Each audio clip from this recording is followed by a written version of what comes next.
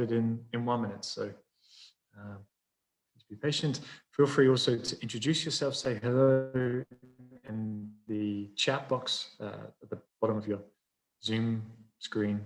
But I'm sure most people are very familiar here with Zoom now. So yes, just get started in 1 minute.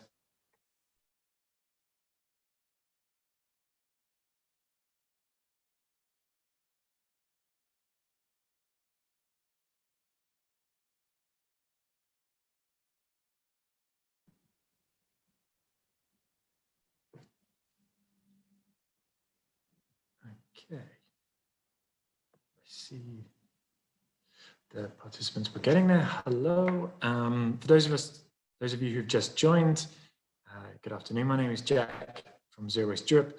I'm the Zerowaste Cities Program Coordinator. And thank you for joining our webinar today on Is Recycling Enough? I am super excited about the speakers that we have for today's session, and looking forward to the discussions as well. To kick us off, I hope you're familiar. For those who are not, though, Zerowaste Europe, we are a Brussels-based NGO working across 31. We have members, sorry, we're a membership organization, 31 different countries, 24 different countries, 31 members. Sorry, there we go. That's the stats that we need.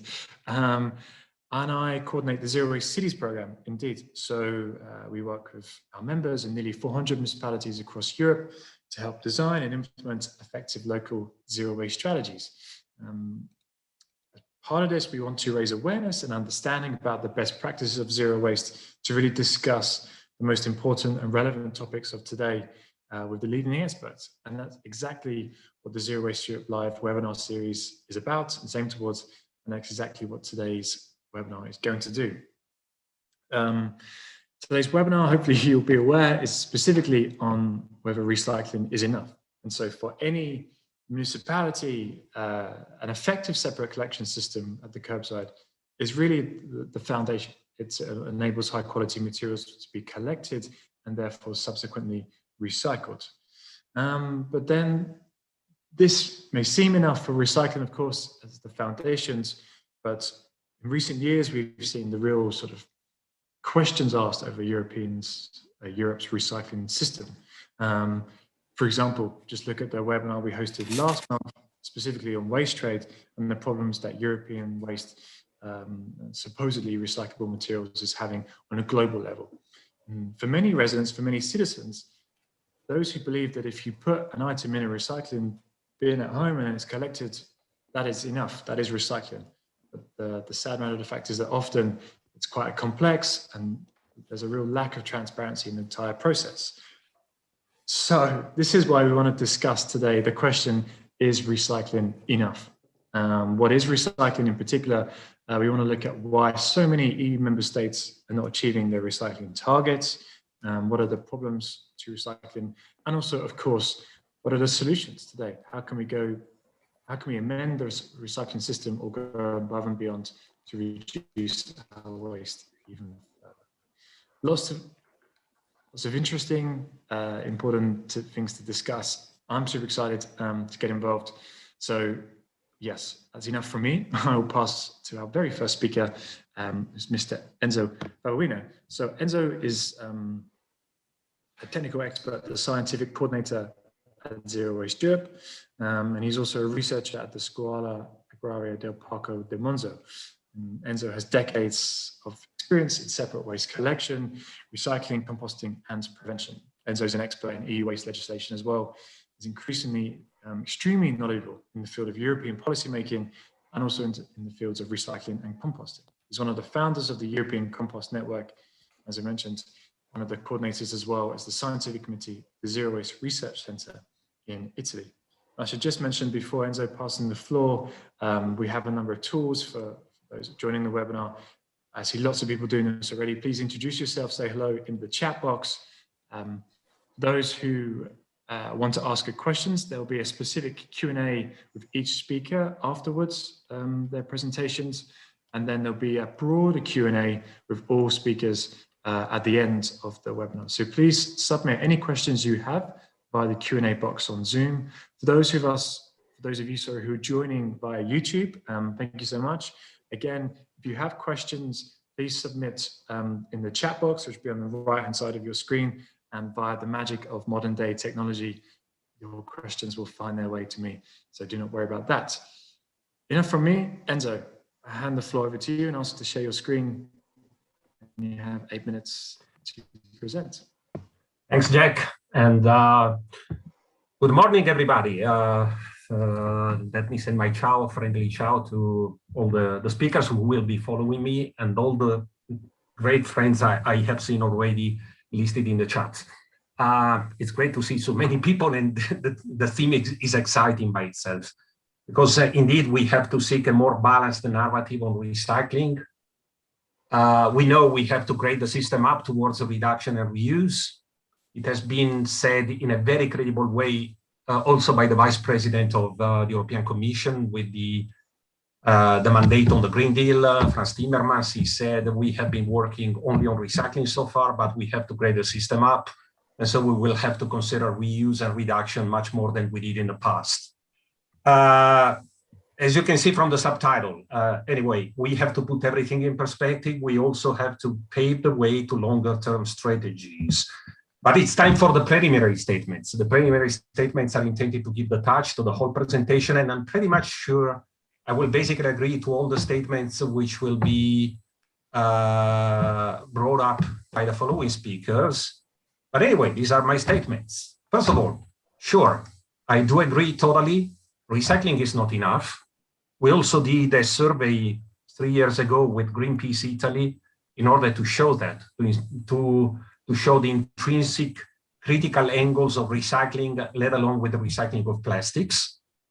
So we are accustomed to the issue of recycling not being enough.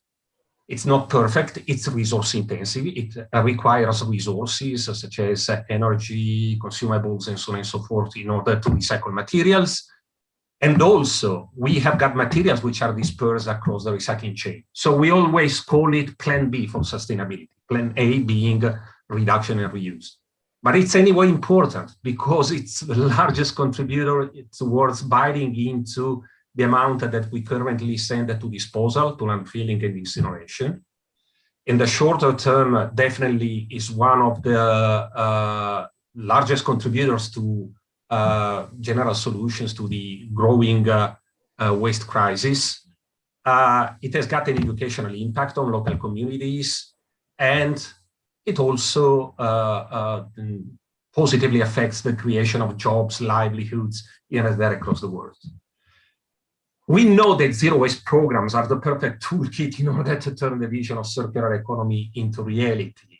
But in order to make the circular economy simple, this is a summary chart I love, I definitely love, and shows up the shift from linear economy, make waste, towards a recycling economy. In the recycling economy, in the last few decades, we were trying to recycle as much as possible, and then we had to dispose of the remainders in a safe way, in a landfill, in incinerators, whatever. In a circular economy, we want to keep the resources in the loop in their highest status for as long as possible. And this implies what we call the cascading approach. We always try to target the highest and best use, which is normally related to reuse or reduction. And then we move progressively to the lower tiers, but still able to minimize disposal. For instance, when it comes to the organics, we may reduce with better portioning at food services. We may reuse, we may use food which is about the expiry date. If it is still suitable for human consumption, we can use it for charity programs, or we can use it as feeding stuff for animals. And then we may feed the soils, and that's recycling, organics recycling, composting, anaerobic digestion. But of course, we have got a problem. We cannot hide it anymore. Others are trying to hide it, and we are trying to bring it up. We are well inserted in the Break Free from Plastic network. And certainly plastics is the sector which is exposing the critical angles of recycling.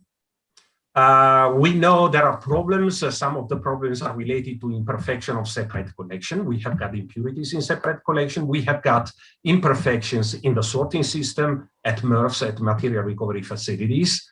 Then we have got a not fully deployed absorbing capacity from the markets. Some of the polymers may well be recycled, others are much less recyclable, are harder to recycle. And therefore, a large portion of what we collect separately ends up in landfills or incinerators, or it's shipped to third countries, developing countries. It was China until a while ago, then Southern Eastern Asia. Now it's other countries within Europe. Turkey lately has been one of the main destinations for that. We have any way to disclose the truth by numbers, because everything has to be put in perspective. This is a recent survey we did on the numbers related to the recycling sector for packaging waste in Italy. Packaging waste is subject to extended producer responsibility. We have gathered the producer responsibility organizations. They collect the producer responsibility fees, and they give them back to the municipalities after doing separate collection in order to support separate collection. But not all the separate collection is translating into real recycling. And the problem is particularly exacerbated for plastics, because 45% of the plastics we separately collect end up in incinerators. In Europe, it's the typical destination for the materials which are collected and then are not recycled by the producer responsibility organizations. But this is not true for glass, also because glass doesn't burn. And it is not true for papers. The percentage of paper which is not actually recycled after separate collection is rather marginal. Or let's supplement it with additional numbers. What are the contributions by different materials to total recycling rates? The largest contributor is organics. We know it very well. Food scraps, garden waste. Typically in our zero waste schemes and municipalities, organics are in the range of 100 to 150 kilograms, comprised of both food scraps and garden waste. Paper is 60 to 80 kilograms per person, glass 30 to 50 kilograms. Plastics, we have got problems with recycling plastics, but their contribution isn't that big in terms of kilograms per inhabitant in year to total recycling rates. It's 20 to 30 kilograms per inhabitant in year, typically in our zero waste schemes. So we definitely have to tackle the unacceptable situations which are related to the critical angles of recycling plastics. But the other recycling sectors do not have structural problems with recycling. They may have conjunctural problems because recycling is subject to the rules of globalizations. Like it or not, I don't like a globalization, but it's an economic activity. And so we may have got conjunctural problems, but just as any economic activity relying on primary raw materials, also recycled materials and polymers may have conjunctural problems. We have got problems with plastics, and we cannot accept anymore the issues created by the critical implications of recycling plastics, that 45% of plastics which do not end up with being actually recycled. Also, that being said, there's something more I'd like to share with you to go to the end of my presentation. Unfortunately, so far, the European targets have been set in terms of recycling targets. It was separate collection targets in the past, and now it's a preparation for reuse and recycling, which is the net recycling, basically. But we cannot afford a wasteful circular economy because percentages do not tell the whole truth. A percentage of what? Is it a percentage of a small amount or of a big amount? Take a look at Denmark, which is well above the European average for unit production of municipal solid waste arisings. Well above 800 kilograms per inhabitant in year of municipal solid waste. So first of all, percentages do not tell us the truth, and we need to put better and proper emphasis on reduction as well. So we have to reconsider the targets in the circular economy agenda, in the European regulatory framework, and so on and so forth. We proposed it back in 2013. This is a picture which is taken from the first two-pager we issued in 2013 when Zero Waste Europe was established, was founded.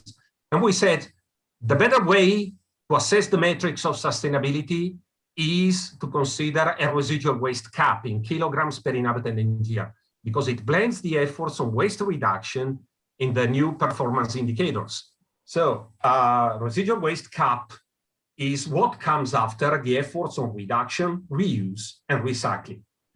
And this was adopted by the European Parliament a few weeks ago in their vote on the Circular Economy Action Programme on February the 10th, which tells us that on average in Europe, it takes 8 years for a good idea to be crafted in the regulatory framework, but we are patient and stubborn. It was important anyway that this one is being considered also by the regulators at European level. So what do we have to do in order to make the change faster and more solid? Because we are facing a total shift in the paradigm we have considered so far in the management of waste. As we said, in the recycling economy, we were only focused on recycling, and now we have to move the system up. First of all, we have to keep supporting recycling and composting because we said it's the low-hanging fruit in circular economy and in zero waste programs. So increasing the absorbing power by the market for recycled polymers through the minimum recycled contents. We have to phase out those materials which are hard to recycle.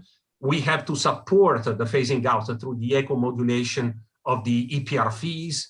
We need to work on green procurement in order to increase the absorbing power also by the public purchases. But we also have to promote the long-term shift towards reuse and reduction. Bans and targets for reuse and reduction. This is what has been considered in the Single-Use Plastics Directive, for instance. Is it a plastic which is hard to recycle? Let's ban it. Simply said, let's ban it. We need unified policies across the European Union. We cannot leave it down to voluntary commitments by the industry. And we need new business models, product as a service, as our friends Recycle are doing. For instance, connecting all the restaurants and takeaway food shops with reusable containers for their materials. But let's always remember that zero waste builds and works on 4 R's. We have got reduce and reuse, we have got recycle, but also we have got the 4th and most beautiful R, which is redesign, which fully empowers the zero waste vision because it shows the greatness of zero waste programs. We can continuously rethink and redesign the system in order to address the materials which have to be phased out or redesigned for better reuse and recycling in the future. So recycling is not enough, but still, that's my legacy to the audience. And thank you very much for the wonderful presentation. We have just a couple of minutes for maybe 1 or 2 questions, if that's okay. Firstly, we had a question from Galima. I think the statistics you used in one of the slides about the per person generation of recyclable materials that had organics at the top, plastics at the bottom. Is that from the Italian national context or European or local? Where is that data from? No, I say, yeah, well, they are typical with zero waste schemes. We know zero waste schemes are pretty much diffused in Italy because we have got already 350 municipalities, but we've also got 3,000 municipalities, about 70% separate collection. So many of them did not adopt any formal zero waste commitment. And those are typical in the highly performing schemes when it comes to recycling rates, of course. We tend to reward also, anyway, residual waste minimization, but that tends to be typical across Europe in well-performing schemes. Yeah, spot on. Okay, thank you for that. There are lots of questions coming in, and we have 1 minute. And I think the first one from Jürgen is probably interesting. So when we talk about recycling, yes, there are problems with plastics, but to focus on organics for 1 second and the comparison between anaerobic digestion as treatment instead of composting. For you, as an expert in this field, what is the sort of hierarchy of priorities when it comes to organics? In 1 minute. This has been a long issue and a long discussion. No, actually, we have got a strategy which was adopted by the Zero Waste International Alliance. We did a 4-pager, a very quick document with a decision-making tree between composting and anaerobic digestion. Definitely, on life cycle basis, anaerobic digestion is better performing because we have got both renewable energy, and it's truly and fully renewable because it comes from biogenic carbon, and it may replace fossil gas, which we have to import from Azerbaijan or from elsewhere, and a soil improver. But then we have got other benefits of composting, which is modularity, scalability, robustness. So it's easier to be implemented in the shorter term. So we always say it depends on the local context. Make your decisions based on the local context. What I'd always recommend anyway, and this is also the strategy by the Zero Waste International Network, is if you opt for anaerobic digestion, always consider turning your biogas into biomethane, because it's better to replace natural gas in the kitchen fires or as a fuel for your waste collection trucks, for instance, or for public transportation, instead of burning it locally in the combined heat and power station. And always consider turning your digestate after anaerobic digestion into compost. Because if you go directly for land spreading with your digestate, you may have some benefits, but also some agronomic downsides. I will not go down into details because I'm an agronomist and we may stay a whole week discussing it. But trust me, just trust me, we may have got benefits and downsides. If you turn it into a compost with a final aerobic maturation stage, you've only got benefits. Thank you, Enzo. Yeah, I feel like that's a huge topic to get into in the space of 2 minutes. So thank you for being succinct and for the presentation. I just reminder for people to continue submitting questions in the Q&A box, and rather than the chat, that would be ideal. And so we'll move on to our second speaker now of the webinar. And I invite Floor Bellingen to open up the webcam and share the screen. So Floor has been working on environmental issues related to the management of resources and waste since 2008 now. From 2013 to 2020, Floor was the executive director of Zerowaste France. And she's authored several and co-authored several different books that have all been published, ranging from the Zero Waste Scenario in 2014 to most recently one titled Recycling, the Big Smokescreen, How the Circular Economy Has Become an Excuse for Disposable Products. And that was published in 2020. And in this latest book, Floor actually warns about the limits, the pitfalls, and even the dangers of the all recycling policy, which can encourage overconsumption for a system based on single-use products. So extremely relevant for today's webinar. I'm extremely grateful to have Floor join us. So yes, over to you, Floor, and I invite you to share your screen if that's okay, your presentation.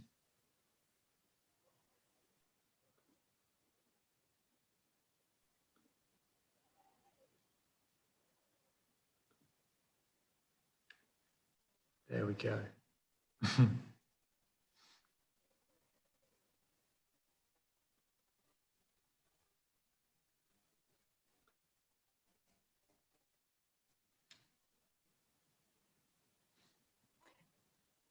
Jack, I think yes, my mic there we is go. working. Thank you. Over to you. But can you hear me? No, you can't. Yes, we can hear you. Oh, okay, great. Thank you. Well, thanks a lot for the invitation. I'm very glad to be with you. So as I said, The Recycling Smokescreen is the title of a book I wrote and that was published a few months ago. This book warns about the limits, the pitfalls, and even the dangers of an all recycling policy. It also warns about the greenwashing and the marketing strategies using recycling as an argument. I first want to be very clear about the fact that this is not a book against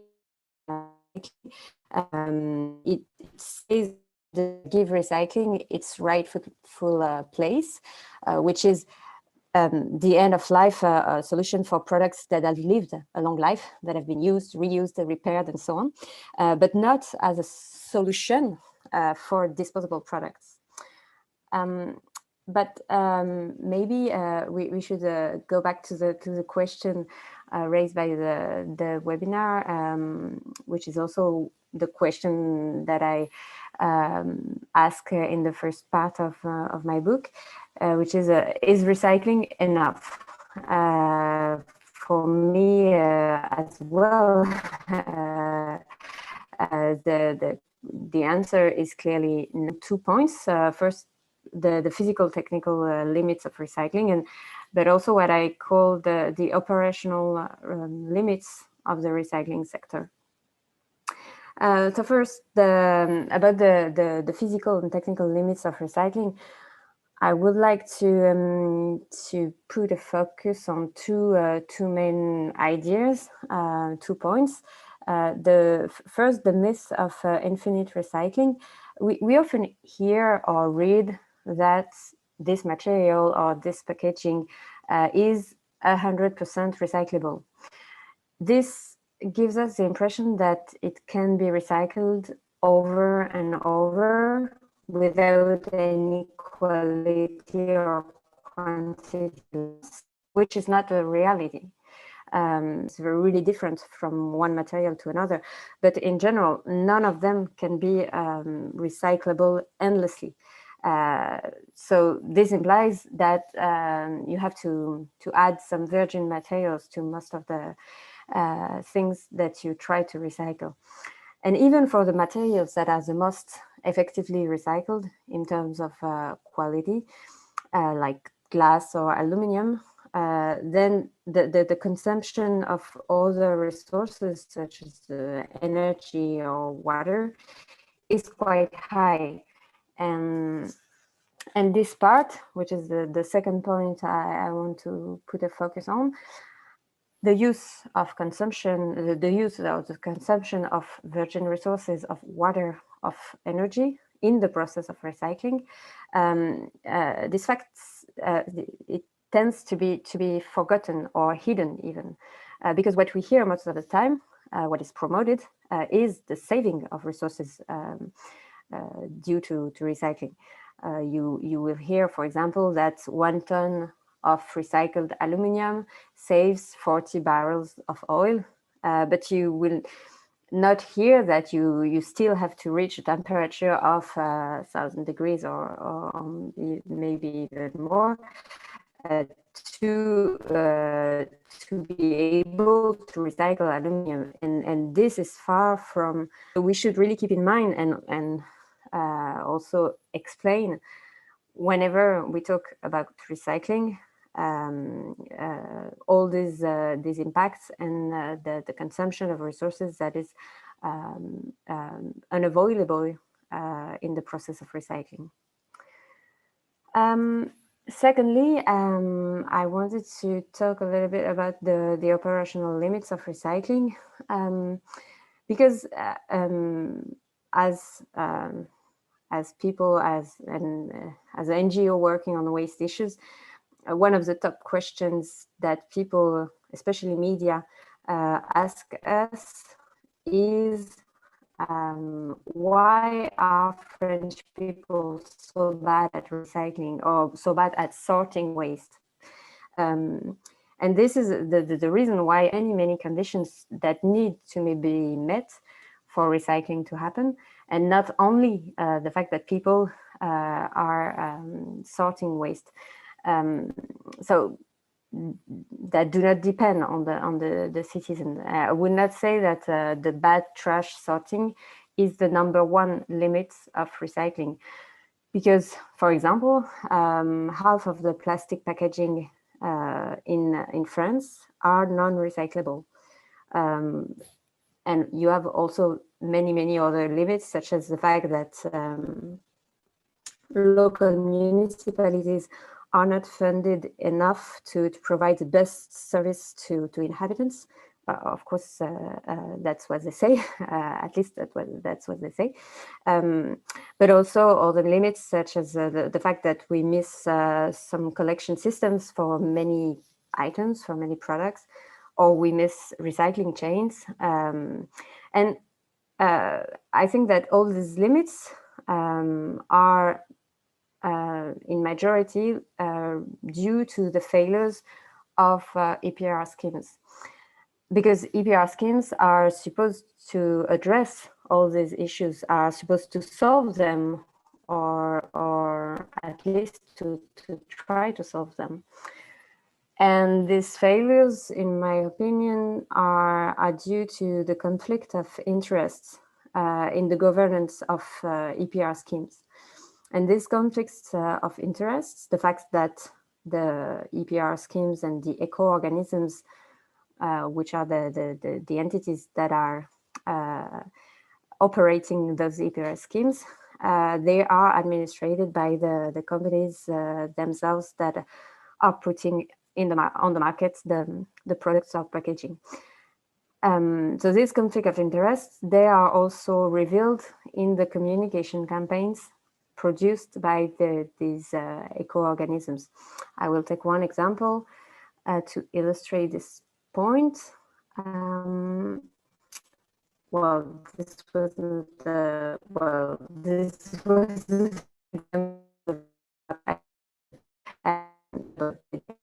this is the second one. So here you have an ad that, or to promote a waste sorting. But what I see first, personally, is an ad for soda and bottled water. And for me, this is a typical example of the communication campaigns that are due to the conflict of interest within the eco-organism of packaging in France, which is called a CTO. I think I'm already probably a bit faster. Now that we have very briefly, much too briefly answered to the first question, the second one I would like to ask is, can recycling be harmful? Because I think that recycling can easily be instrumentalized, but I'm not sure the word exists in English. But we could say used abusively as a justification, and this way recycling can become harmful when it justifies or when it encourages the production of disposable items. I will take a few examples. First, when the retail sector or the food industry say they will engage in a voluntary process, they will take action for recycling, it can be a strategy to avoid binding legislation, especially bans on single-use plastic. And this strategy is very effective, especially when the voluntary agreements are also signed by a minister. So this is, for me, one example of instrumentalization of recycling that goes in another direction than the waste reduction.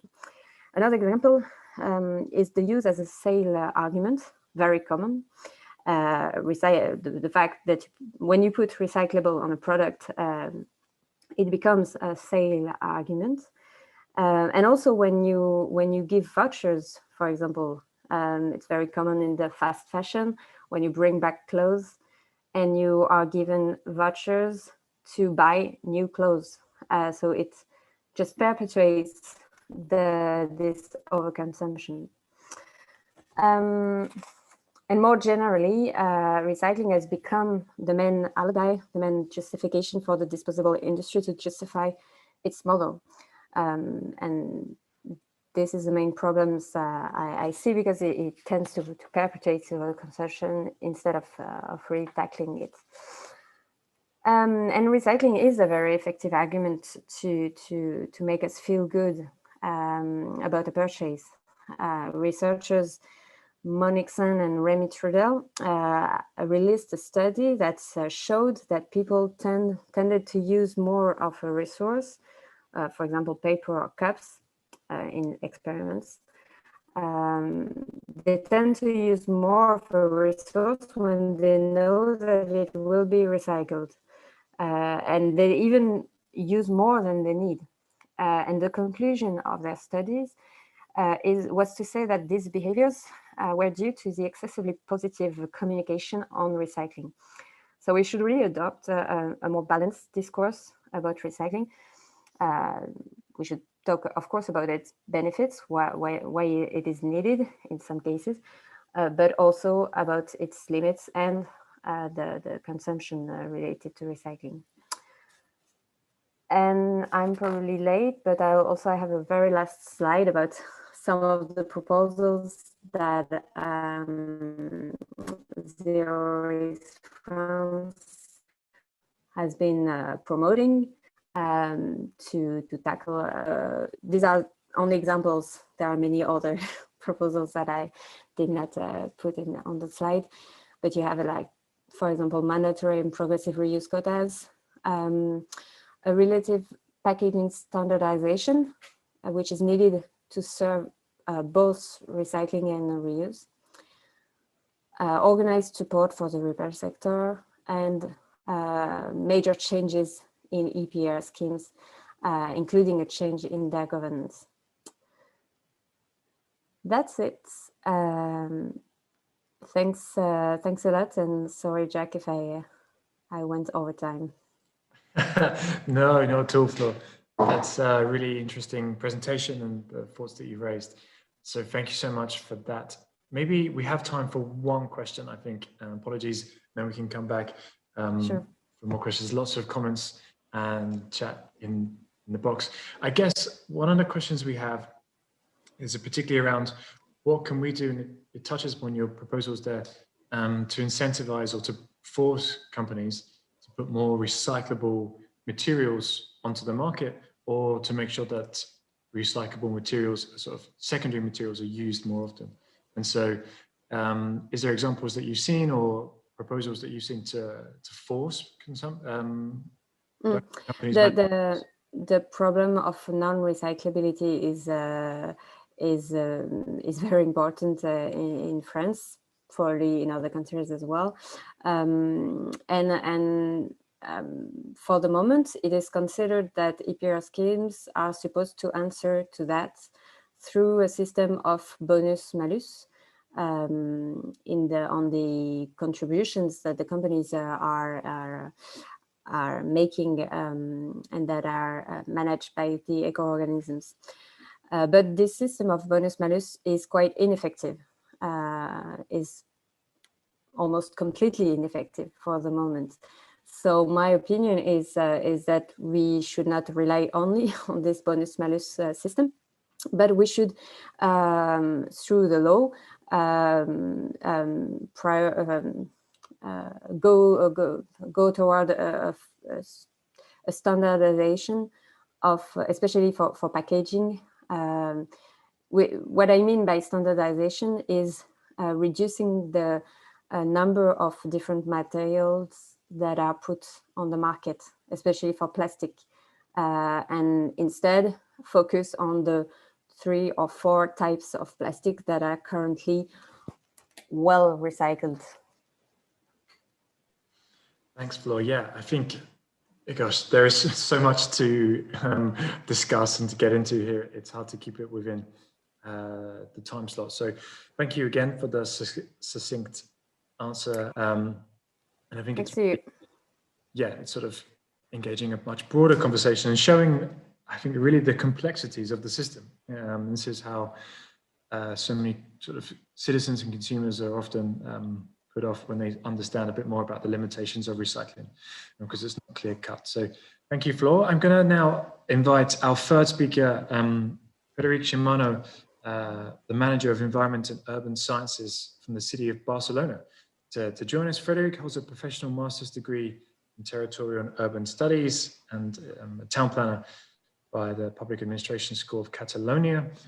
Frederic has been working in the fields of environment, urban planning, climate and environmental management for the past 28 years. He's managed and coordinated multidisciplinary teams to develop more than 100 environmental and urban territorial planning projects, various different regions of Spain, but also Mexico, Peru, and Paraguay. Among many other roles, Frederic has been a consultant for the United Nations Development Programme the Chief Manager of the Environmental Policies and Sustainability for the Government of Catalonia for 4 years, and is now, as we mentioned, the Manager of the Environment and Urban Services, the Barcelona City Council. So, Frederic, I invite you to share your presentation, and you have 8 minutes approximately to present. There we go.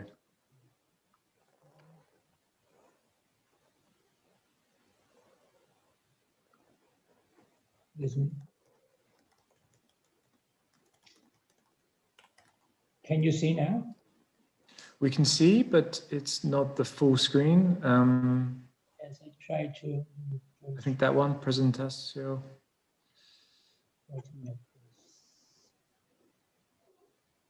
We must discount this minute.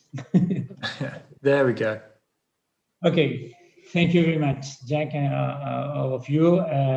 Basically agree with Enzo and Flor. I would like to introduce you a practical action in a city, because obviously it's not enough recycling, as Enzo said at the beginning, is not enough, but is needed.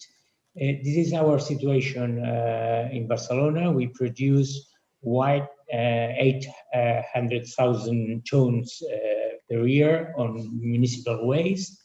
This is 1.34 kilograms per capita per day. This is 490 kilograms per year per person. Basically, in households, 70%, 41 is organic matter, and we are stabilized in production, and also we are stabilized in selective collection. We have a zero waste strategy with three main objectives: generate less, recycle more, and recycle better. In figures, the main objective is reduced to below 1.20 kilograms in a day. I don't know if it is a good cap, as Enzo said before. This is our objective nowadays. Achieving this figure, this European figure of 60% of recycling of urban waste. As I said before, we are stabilized in 40% recycling levels in the last 6-7 years, and we need to move our action to achieve this level. That it's a minimum for us. And achieving, as an example, we have a lot of improper waste in organic fraction. For example, we are now in household scheme near 20% of improper. And this, as you know well, is very difficult to reintroduce, to compost and to reintroduce in the system as a resource. And this for axis then, reduction, payment, with three axes, main axes: payment for generation, sensibilization, and producer's responsibility, as Flor explained before. Second, circular economy: consume less, reuse, share, repair. Efficient use of resources, plastics bans, bulk sales, etc. And a new cycle of selective collection, introducing door-by-door collection in the city. We have a pilot experience this in a little neighborhood, and we moved from 19% of recycling to 70% of recycling in this neighborhood. Is a very little one, and we extend this type of collection now to 100,000 people in Barcelona, and with the objective to introduce or door by door and combine with intelligent containers in all city in 2025. And obviously efficient use of resources that we can do throughout the public procurement and other strategies or action. I can explain all the plan, but some actions that I would like to share with you. We introduce reusable glacis at beaches and all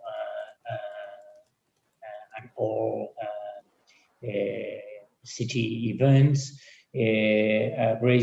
reusable crockeries in the city festivals and local parties or festivals, introducing reusable glasses and other greening actions in all fairs and conferences, introduce repair workshops,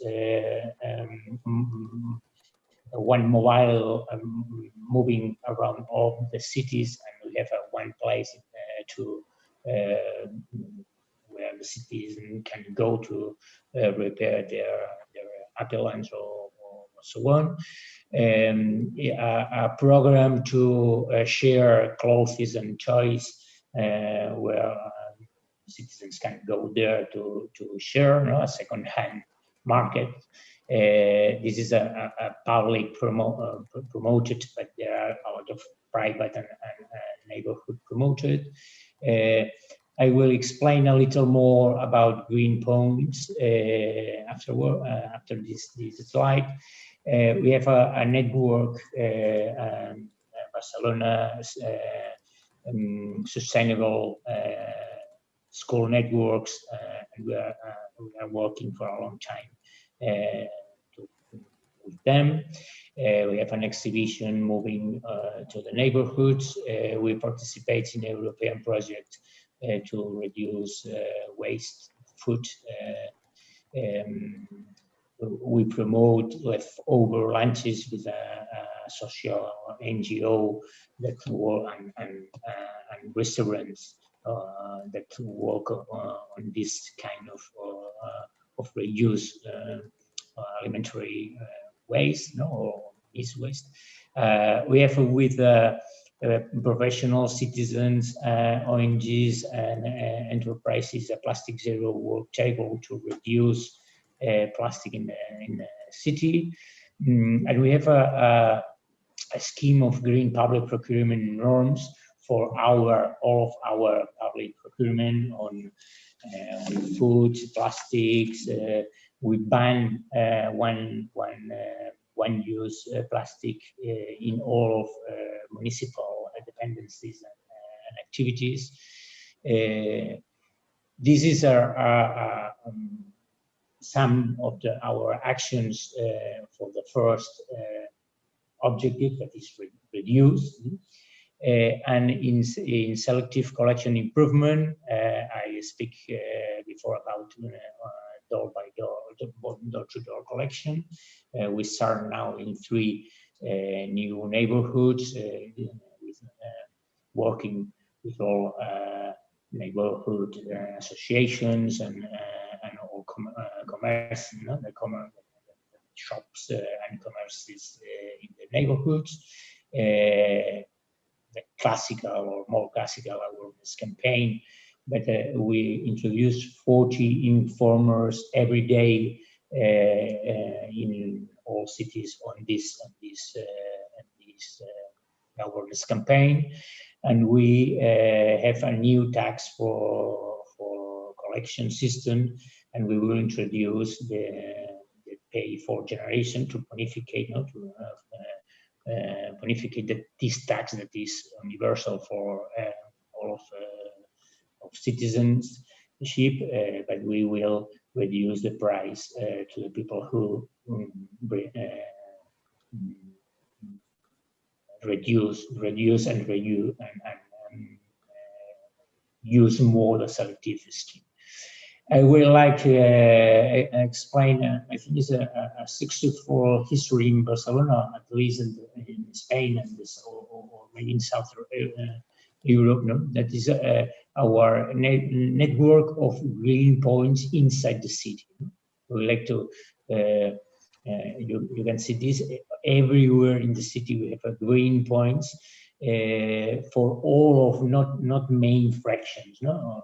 The main fractions we call it selectively with containers, and we introduce door-to-door scheme. But for all other fractions, we introduce these 28 points inside the city, in squares, in markets, in a very central spaces of the city, and we have 97 stop of mobile green points, 9 vehicles, one for school every 2 days in a week in each point, and we have an agreement with social NGOs to reintroduce all of the materials collected in these excuse me, in these points to resell or to reintroduce in the system. Excuse me. I think this is it's not a typical scheme with these green points outside the city, are very chirurgical or permeable, and it was an interesting action. Excuse me. More than 1 million. You have 1 minute left, if that's okay.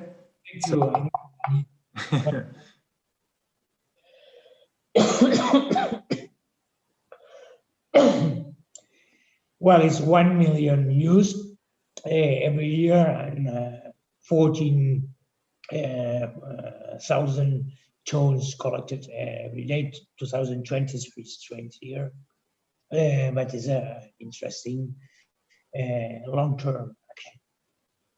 And we introduce a new point, substitution, to promote 1 point in each neighborhood of the city. I can explain more to you in 8 minutes, but I think I think these three axes reduce, recycle more, and recycle better. We need the municipal action to promote and to facilitate to the citizenship to do that.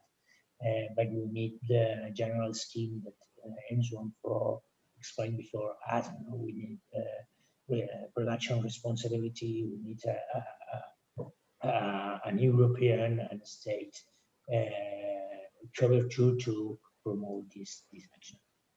Thank you. Thank you very much, Frederic. It's fantastic to have the direct experiences of a city join us, but also a city, particularly at Barcelona, such a large and important city. So thank you very much for that fantastic insight. Very quickly, maybe 1 or 2 questions to begin with. I believe the 60% current recycling, do you mean is separate collection in Barcelona at the moment? And then there is a question specifically about Barcelona is a beautiful city. It gets lots of tourists. How do you communicate on recycling and waste prevention with these tourists in the city?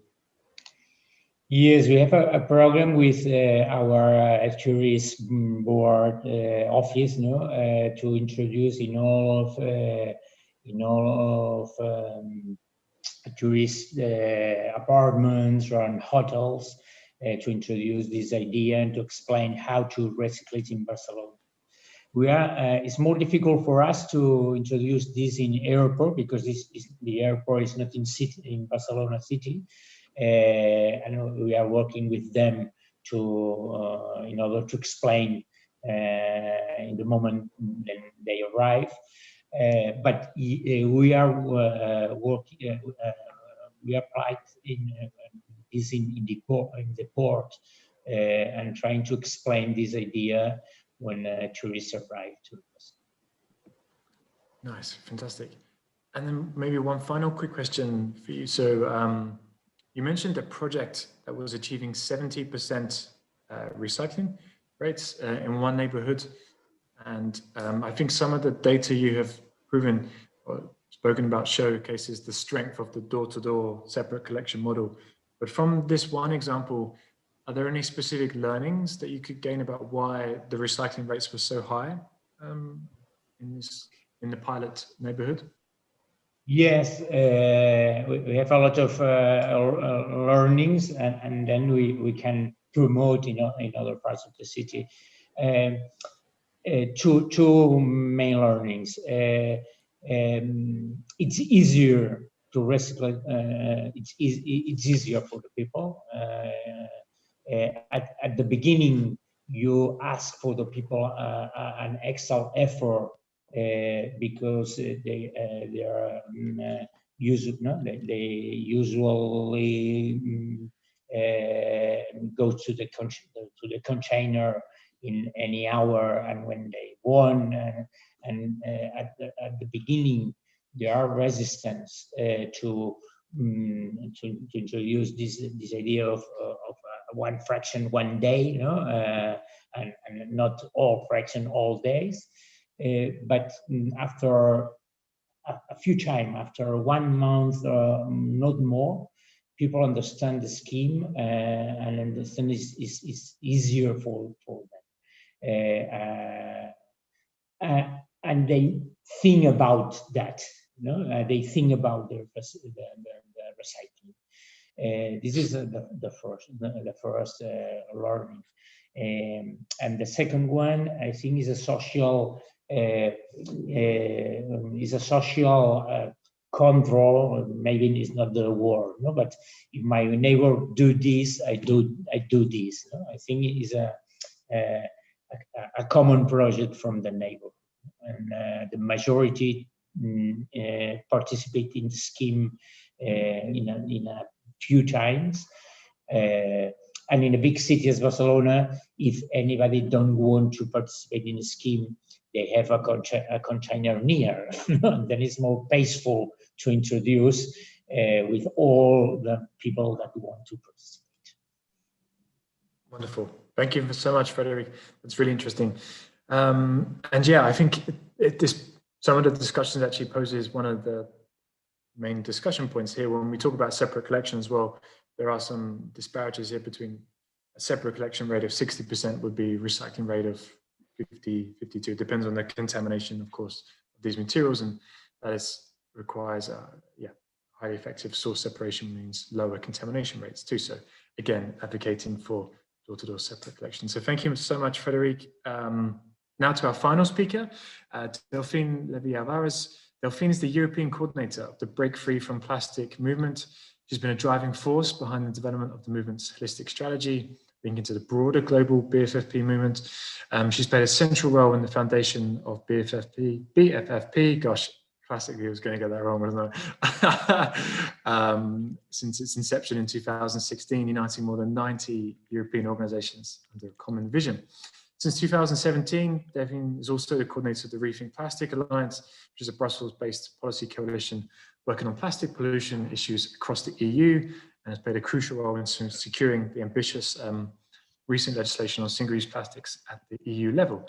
Delphine is based from Zerowaste Europe, which leads the way, obviously, as I mentioned, in connecting and growing the zero waste movement, that's with Break Free from Plastics. So yes, Delphine, 8 minutes to present, if that's okay. And I hand the virtual floor to you. Thanks, Jack. Good afternoon, good morning, good evening, everyone. So I have the pleasure to go after all these brilliant speakers to finish answering this question of, is recycling enough?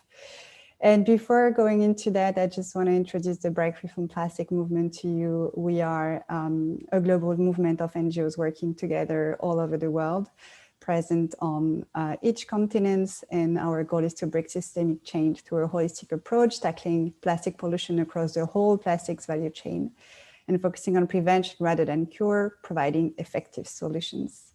So we have about 10,000 individuals, and actually many more, because we have about 2,000 organizations that are working together, and they themselves have members all over Europe, all over the world.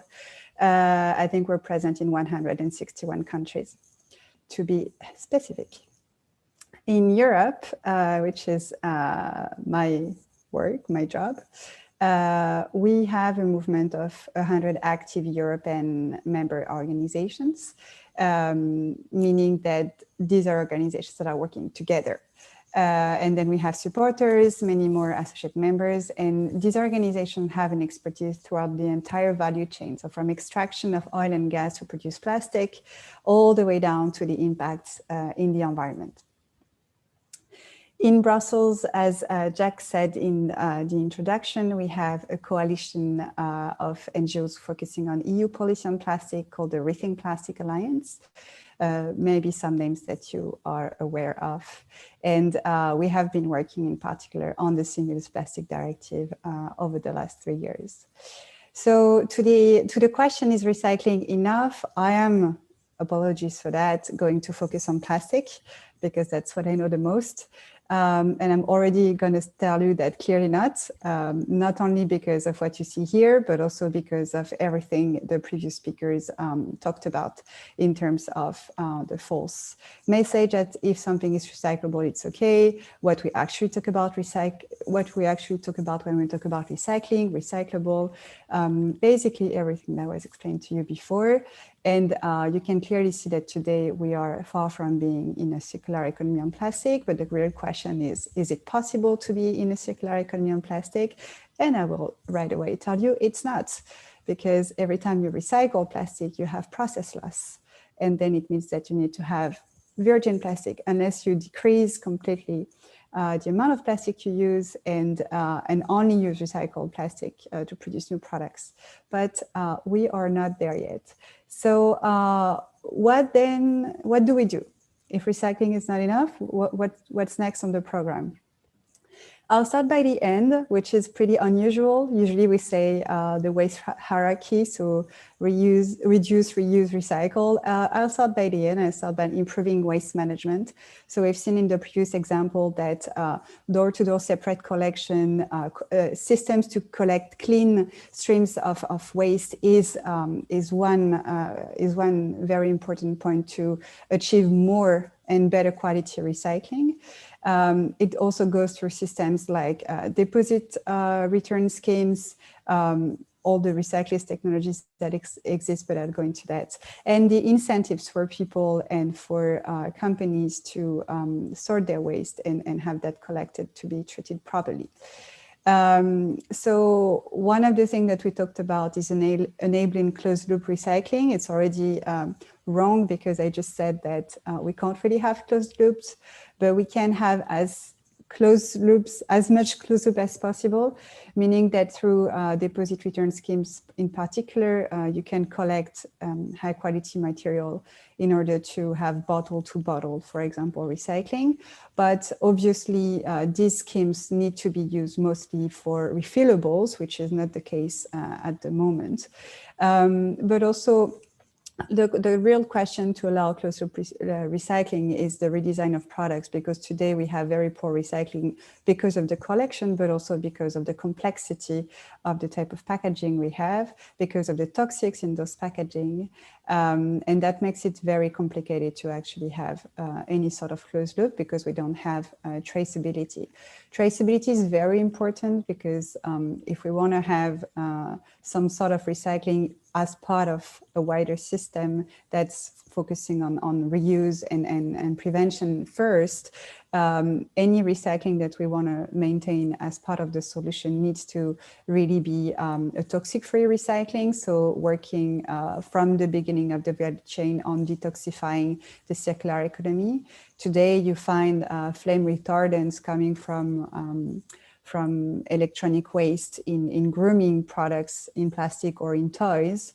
and they have absolutely nothing to do in any of these products, but in particular in toys and in grooming products, because it's in contact with people. And you have that because the plastic has been mixed, and then the recycled plastic has been used for something that was not its first objective. Then there is a lack of traceability there, and there is an issue. We can't build the trust in a recycled market, in a recycled plastic market, if we don't have these traceabilities. That's a critical point.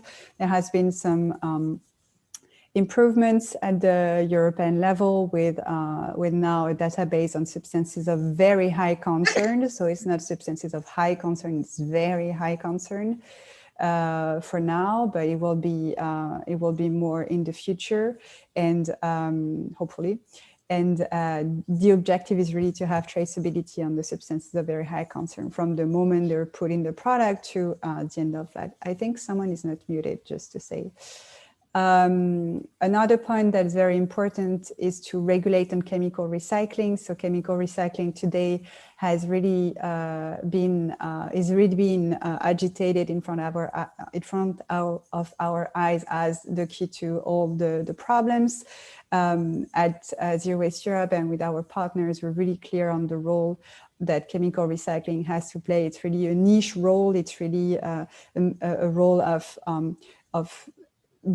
polymer to polymer or polymer to monomer at the very end of life of a material that has been that's coming from a product that has been reused and mechanically recycled many times, and it's not a substitution technique for packaging that's difficult to recycle because it's poorly designed at the moment. In particular, flexible packaging, multi-layer packaging, this kind of things. If we were to trade anything that's supposedly recyclable, it should not be waste, it should be material. So we have talked previously about the fact that there is a lot of trade of waste, especially plastic waste from Europe to the rest of the world, in particular Asia, but now increasingly Africa. And basically what we're sending them is waste that we don't really want to recycle or don't really know how to recycle in Europe. And it's very low quality, poor quality, mixed kind of material type of waste. So there is a clear need for responsibility from European countries and any exporting country basically to send material that they have recycled in their on their territory. If there is a need for material in those places, but not send waste. So really processing the waste here, and if the material has to be traded because production is happening in another place, that's a different conversation. But really being responsible in that sense. So that's about waste. But then in order to get there, we also really have to redesign our plastic products. So a lot of products could be, for example, not anymore based on ownership, but really based on services. We've talked about that. We've talked about incorporating recycled plastic in new products with this caveat that it has to be toxic free. And whenever we have a product, whether it is reusable or single use, and it really has to be justified as single use, it has to be fully recyclable at the end of life, no matter how many cycles. And that's very important, and that will only happen with producer accountability, and a strong one, as Flore explained, that is really based on eco-design and real eco-design, not lightweighting of packaging, for example, which has been a way for producers to reduce the fee they pay to the producer responsibility schemes, but real design for reuse and design for recycling kind of efforts. One thing that is not a solution is, or at least not the solution, is bio-based and biodegradable plastics, because this has been again promoted as a solution to our recycling problem. What about we switch to bio-based and biodegradable plastic altogether, so that we avoid having this conversation on recycling? And I'm not quite sure how people can actually say that, because I don't it doesn't avoid the conversation on recycling at all. It just complexifies it very much. So just in order to have everyone's mind very clear on what we're talking about, when you hear bioplastics, you hear about two things at the same time: bio-based plastics and biodegradable plastics.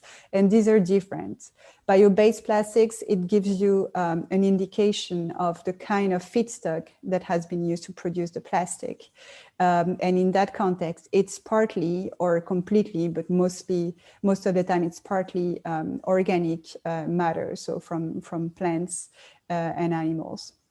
When we talk about biodegradable plastic, we talk about not the origin of the feedstock, but we talk about the property at the end of life. And the property at the end of life is supposed to be compostable in an industrial composting facility. But for that to happen, it supposes that you have a bio-waste separate collection. But then in a bio-waste separate collection, if you start adding a lot of biodegradable plastic, it's really unbalancing the ratio of the weight per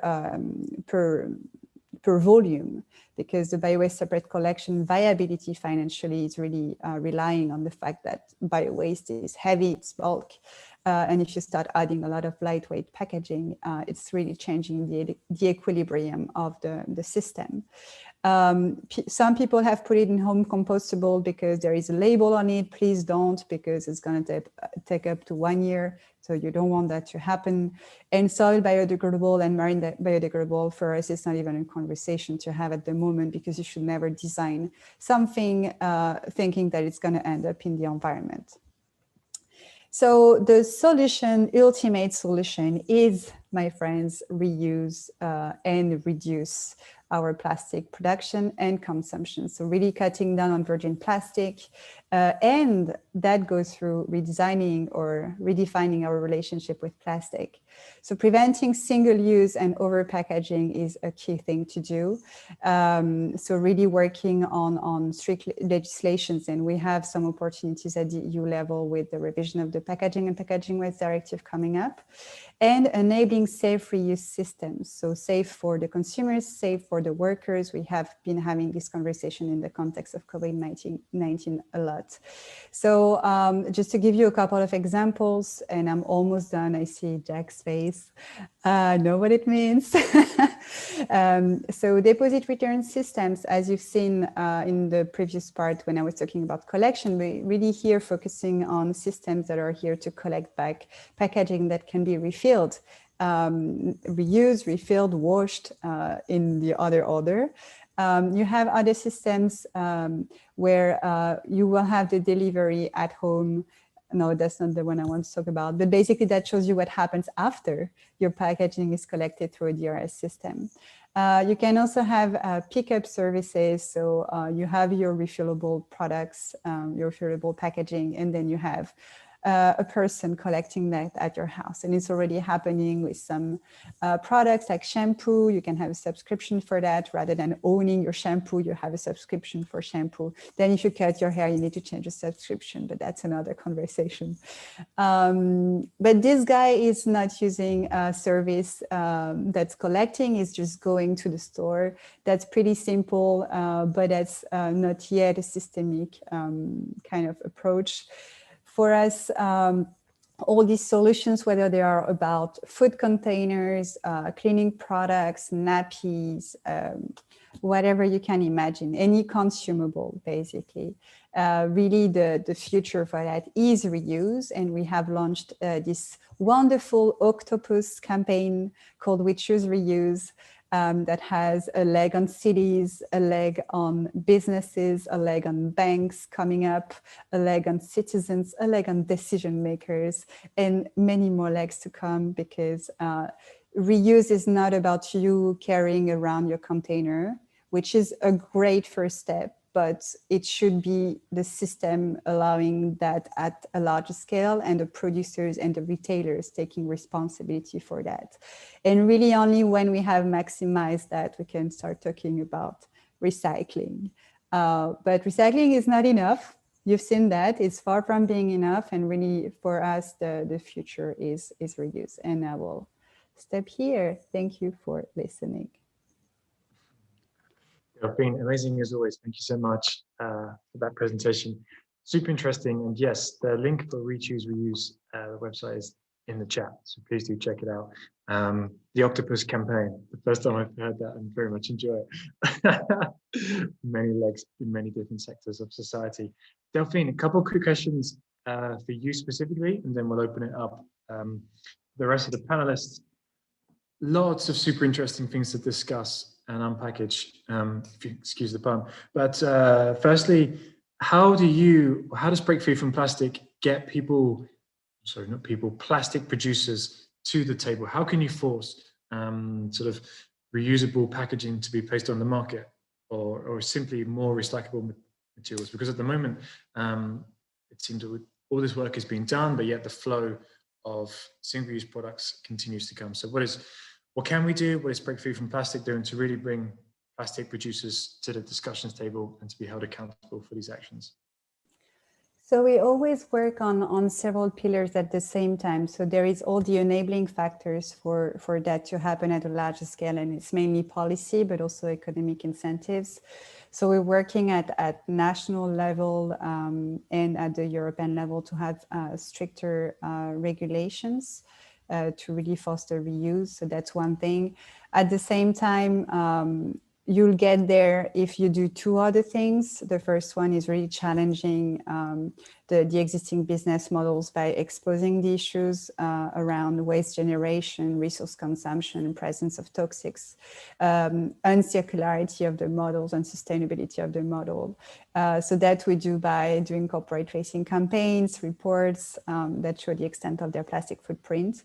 And then in order to convince decision makers that policy is the right tool and is building something that's possible to be built, and to push the bigger companies into changing their business model, it is the solutions part that we're working on. So supporting zero waste business models, and also just showcasing that they exist, working together with them to understand what are the barriers for their business models to be either viable or upscalable in some cases. And that's really also happening thanks to mobilization of people behind it. So the We Choose Reuse campaign is a commitment from citizens and from many different stakeholders, but go sign it as a human being, as a citizen, share it with your grandmother, your friends, your neighbor, your babysitter, anyone you know.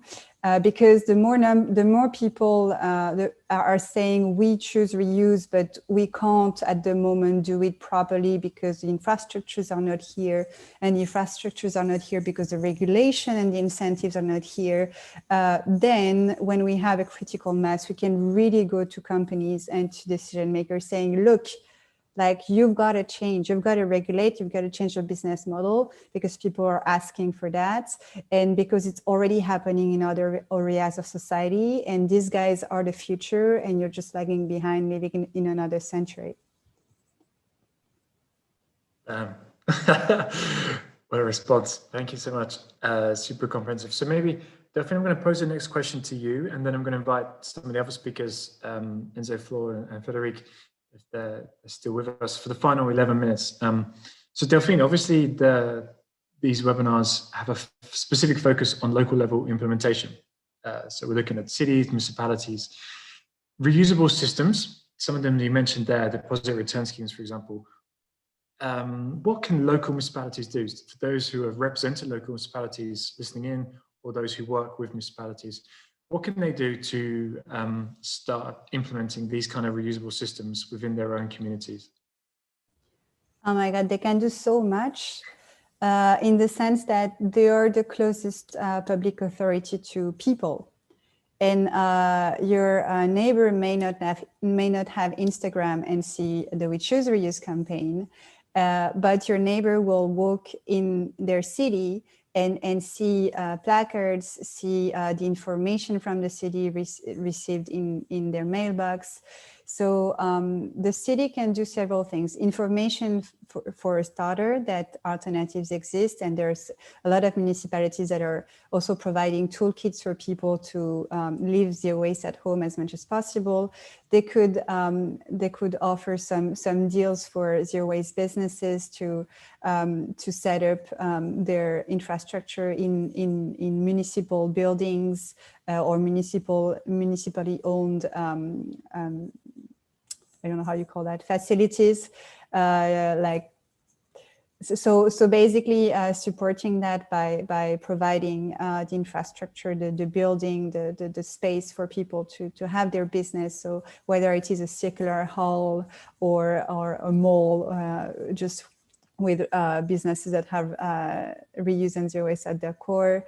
They can also themselves really incentivize reuse by developing municipal systems or contracts with companies that are promoting reuse. So for example, reusable nappies, you can have your locally owned by the city system of collection and washing, but you can also make sure that if you don't want to do it yourself, that you contract that with a company that does that for all the daycare and the hospital, like everything you have your hands on.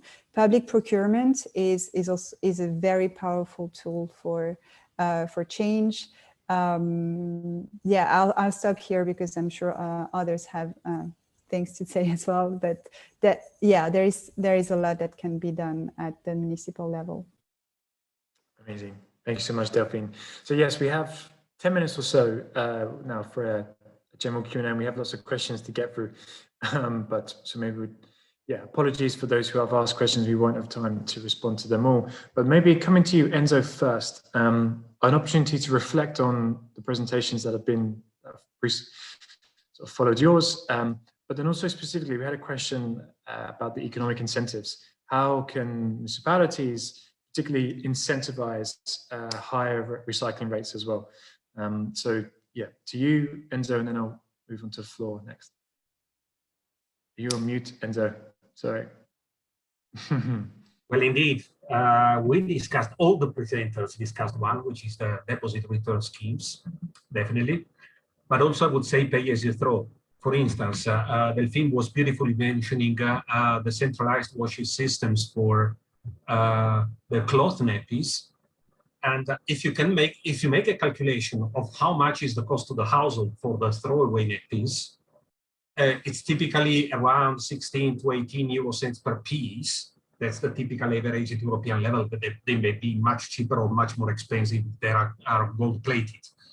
If you consider the cost of washing in a centralized way, it's typically around the 20 to 22 euro cents. So it is slightly high. But what is not costed, and the cost figure for the households, is the cost of disposal. So if you're still on a property tax situation, you will have no incentive to opt for the cloth nappies, but your environmental commitment. But if you shift it to a pay-as-you-throw system, then it becomes also preferable from the cost side to opt for the cloth nappies. That's it. And let me also say that deposit return schemes are incredibly effective both for reuse and recycling. And you may go towards both. Basically, recycle is based on deposits, but it's working pretty well also for better recycling as the closed loop recycling, which was being mentioned a while ago by Delphine. Thank you, Enzo. Wonderful. Yes, I think that's clear. One of the key takeaways from this webinar, hopefully. So Flo, I'm going to come to you again, an opportunity to reflect on any of the points that have been raised, but specifically, we had a question right at the start of the webinar that I think is super interesting, specifically for the work that you've been doing. The recycling industry is a huge economic player, industry as a whole, and whether that's lobbying or simply other power sort of dynamics. How do you see, or how would you advise developing strategies that engage the recycling industry in an effective supporting way, but then also ensure that work and emphasis is focused on prevention and reuse still? That's not an easy question, but I apologize. no, but the question I would like to ask to the recyclers, but also to all the other stakeholders actually, is what are we trying to reduce, to recycle? This is a voluntary lapsus, because the problem is not recycling in itself, as well as it's not a solution in itself. The problem is the products that we are desperately trying to recycle. If they are single-use product, or if they are short life products, then recycling cannot be a solution. And so that's really the question of what are we trying to recycle, that we should keep in mind if we are as citizens, but also as public officials, and also as recyclers, and so on. Is the main question. And I think the debate is not yet on this point. The debate keeps going on what is the best option for those disposable products, which is a less worse solution, and we should really shift to another question. Yeah, absolutely. I think that's a really sort of important message to emphasize there at the end. Thank you, Flor. Frederic, coming to you again, an opportunity to reflect on previous comments or points in the presentations, but I think there was a particular question around communication. How do you communicate the importance of recycling, the complexities of recycling, and from your experience with the city of Barcelona, how are you engaging citizens to help increase recycling rates, but then also, as Flor mentioned there, to go beyond and to focus on prevention? It's very difficult because we are trying to do all of kind of communications possible, no? But maybe to evaluate, we introduce a specific indicator of the campaigns. As Delphine said before, we think the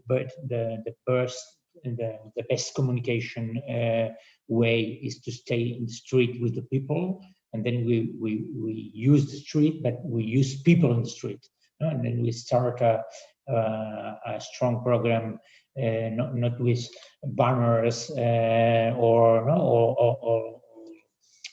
generic messages.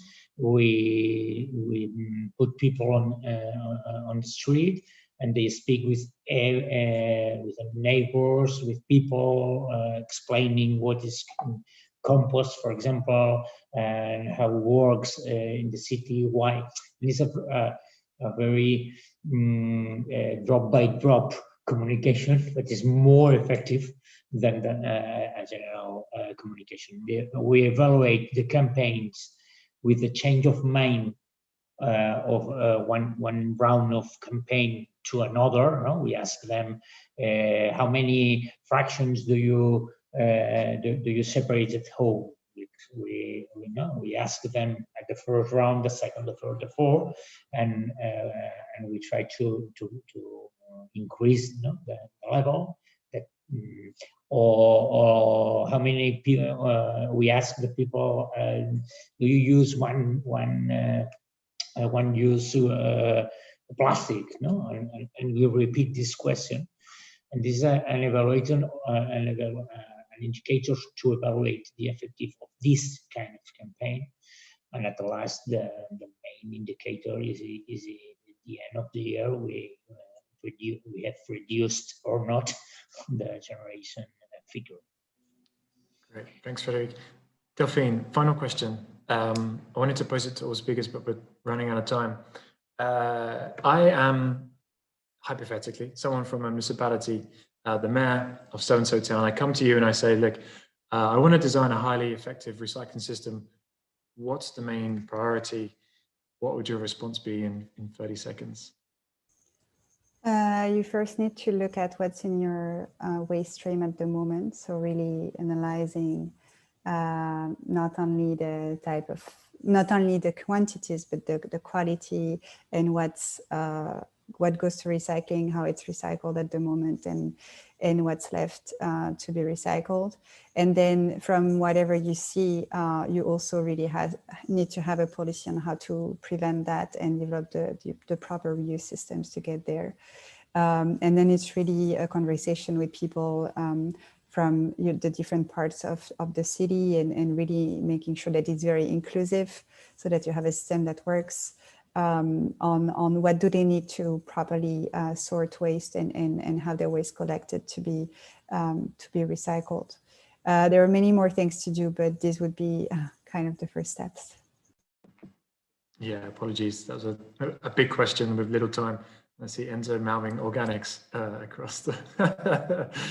So of course, all the speakers, thank you so much. I'm frustrated that we're over time now. Unfortunately, there's so much to unpack and to discuss here as well, and I think we've just touched the surface. So it's a shame we have to finish here, but yes, unfortunately. So thank you all. Thank you for amazing speakers, for giving up your time. I know you're extremely busy people.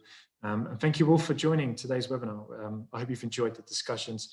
I think the conclusions are clear that recycling is not enough.